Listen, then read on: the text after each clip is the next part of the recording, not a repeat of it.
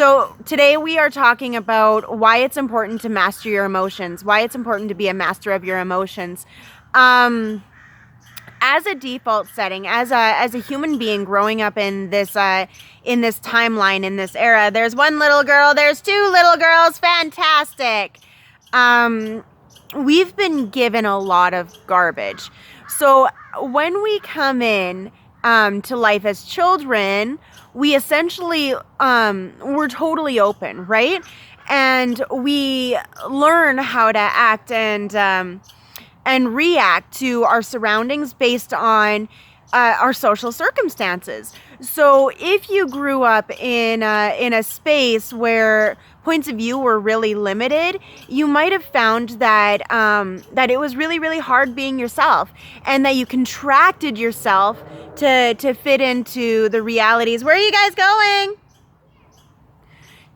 To fit yourselves into the realities that you were expected to fit into. I know that was my experience, and if you're here, I would probably presume that you've gone through something similar, where you've experienced yourself as being more than the way that you're acting and reacting as.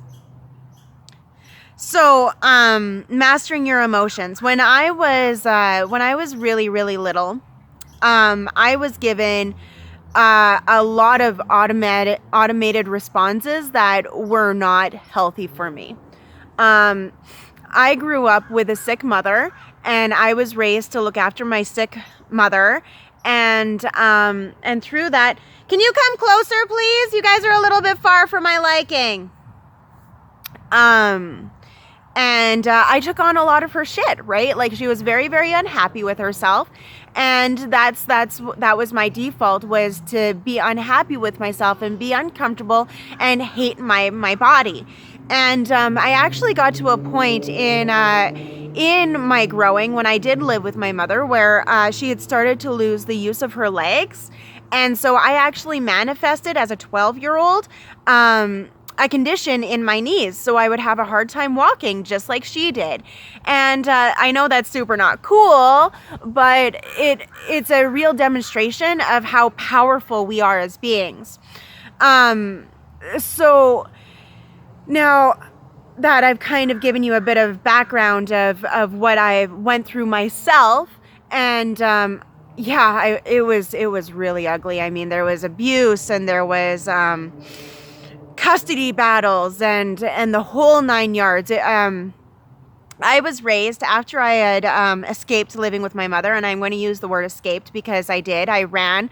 I told her that I was taking a sabbatical, and I was going to come back. I just needed some breathing space because I was in extremely high stress situation, to the point where I was calling the ambulance weekly, and I wasn't being able to focus at school because I was asleep in class all the time. It was not a healthy environment. And so when I got out of that environment, the main feedback that it got, I can't see you again, you're behind that bush.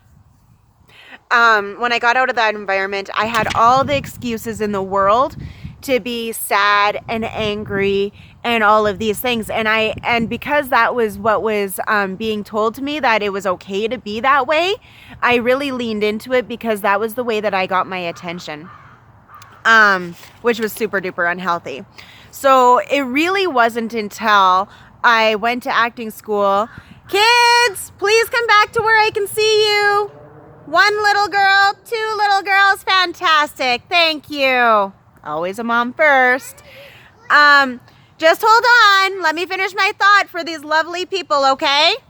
Now, so my switch around never really came until I had reached acting school, when I had started to get permission in ways to express my all of this pain and stuff that I had inside of me. And it was such a healthy environment for me to be able to crack myself wide open.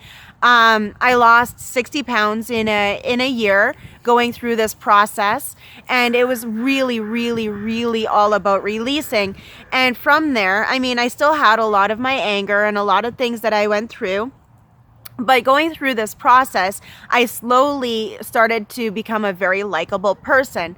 And the more I became a master of my emotions, the more I was able to see things and experience things at a higher frequency.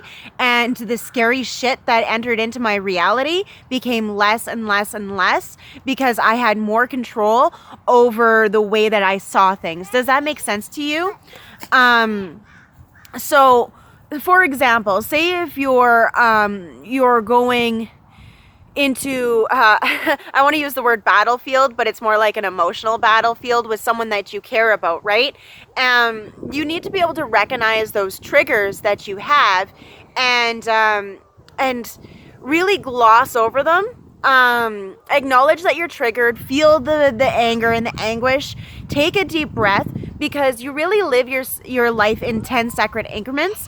So when you acknowledge that you live your life in 10-second increments, it gives you an opportunity to take a deep breath when you are feeling triggered and say, hey, I can choose whether this is going to affect me deeply or if I'm going to not let it affect me at all. And if you want to choose to let it affect you in 10 seconds, then let it. There is nothing wrong with getting angry and passionate and erosive.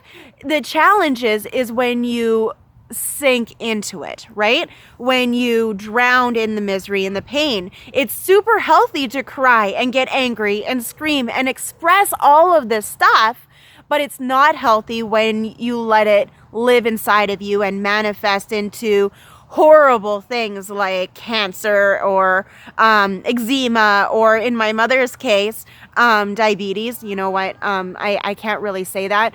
She didn't manifest diabetes from her anguish. Her diabetes got worse because that she wasn't willing to face it, and that's how that happened.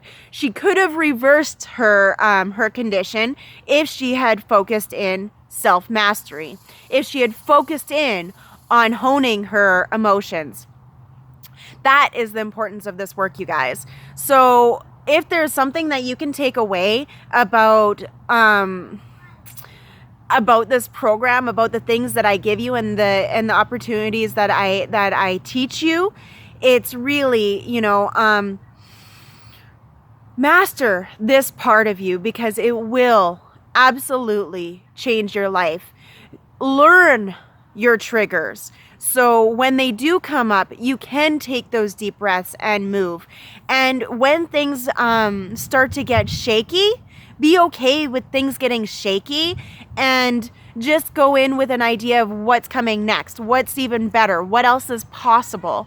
The more you ask questions, the better off you're going to be. Let me rewind that and say that again. The more you ask open-ended questions, the better off you will be.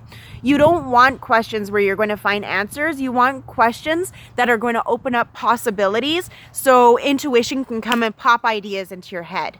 That is the strength of the strategy that I am teaching you. So I hope you got a lot out of this video. This is a very, very, very potent video. And until next time, make it a great day. I'll see you soon.